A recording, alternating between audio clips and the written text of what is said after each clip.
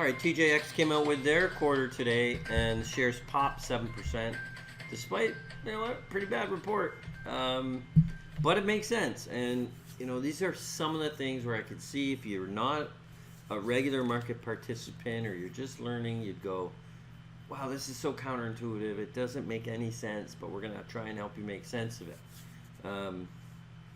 So TJX was closed. Essentially, the whole thing was closed for the COVID, and of course, results are terrible.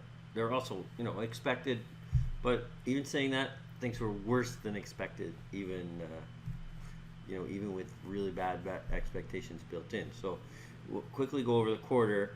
As you can see in our graphic there, revenue was down 52%. Earnings per share was down 227%.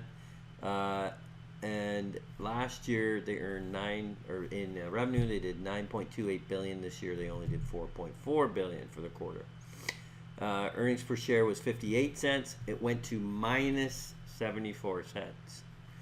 Okay, that's pretty bad, and in fact didn't even beat expectations.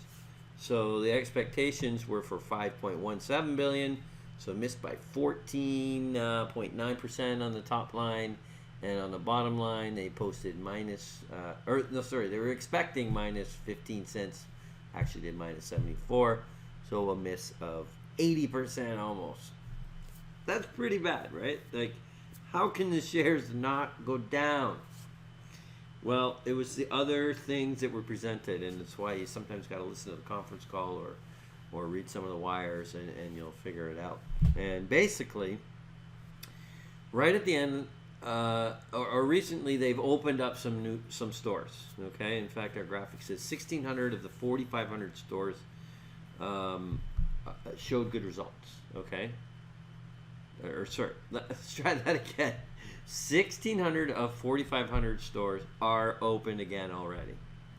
All of those stores, or the 1,600, are generally speaking showing really good results, and they shared this in the conference call, and they said, we're actually those sales are actually higher than this time last year. So that was a stunning thing. So basically, people really do like these stores. This is a one-time phenomena, probably. For as long as it's going to be closed, of course, and that we don't know the length of time, but the point is, this is not like a Macy's or something that might not recover, or a JCPenney that went bankrupt. This is just not that story. It's just not. And I think our work really shows that quite well. Let's jump into our model and look at the track record of this. For 20 years, the company's been earning basically in the mid-20s, low mid-20s. With the exception of 2009, they earned 16% return on invested capital. Still very good, right? The worst they did was 16. There's a little thing in the data here too that looks a little funny. The return has dropped to 16%, and then you see this capital spiking. I don't want to get too technical, but it's an accounting change and not a real physical change to what they're doing.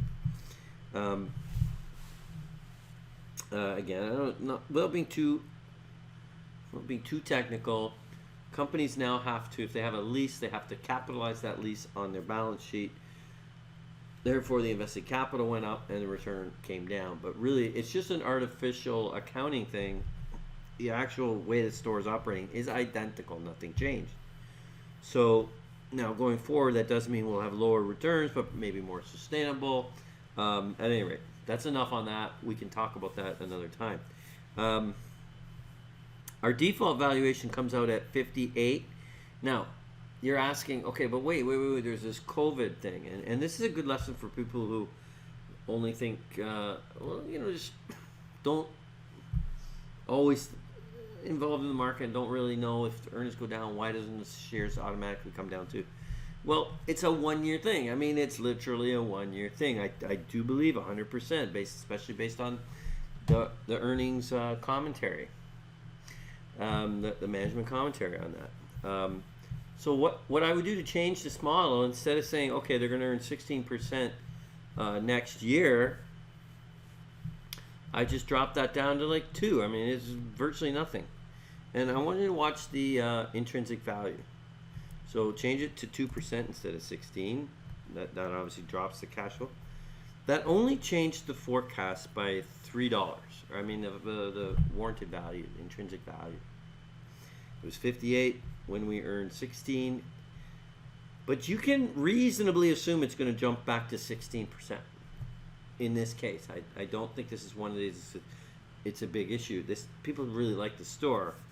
It doesn't need to be online because people actually, it's a destination, it's a fun place to go.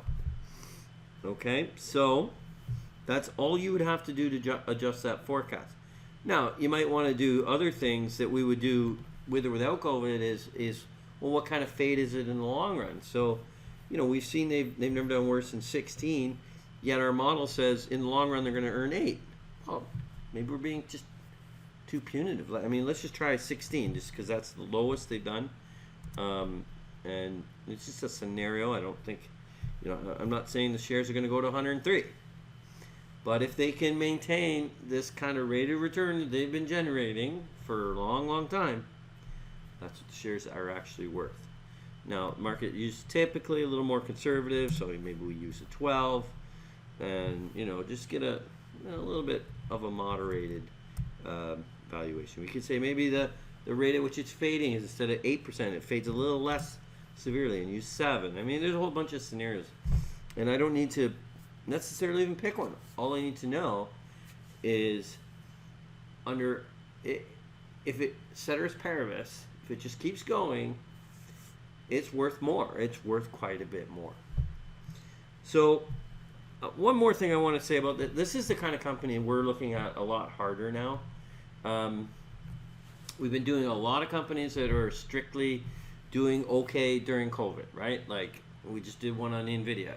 Nothing changed. Nothing changed for Microsoft and Facebook and Google and a lot of those big ones. Healthcare was good. Gold companies started doing good because gold price went up. TJ Maxx is in a different category. TJ Maxx or TJX companies, they're shut down. So buying this stock is buying, literally for what's going to happen 6 months from now, a year from now, and then on and on in the future.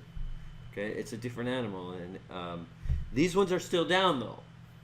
So this is where the opportunity, this is the true opportunity, is in names like this that took the hit, maybe recovered a little bit, but not all the way back. I think this is the kind of company where you're really going to see the major opportunity in the next 6 to 12 months. And these stocks are going to move more than some of those ones that just barely blipped during the COVID. All right, TJX companies, and TJX is the ticker, and it's on New York. Thanks for watching our investment video. If you want to improve your portfolio returns, simply subscribe.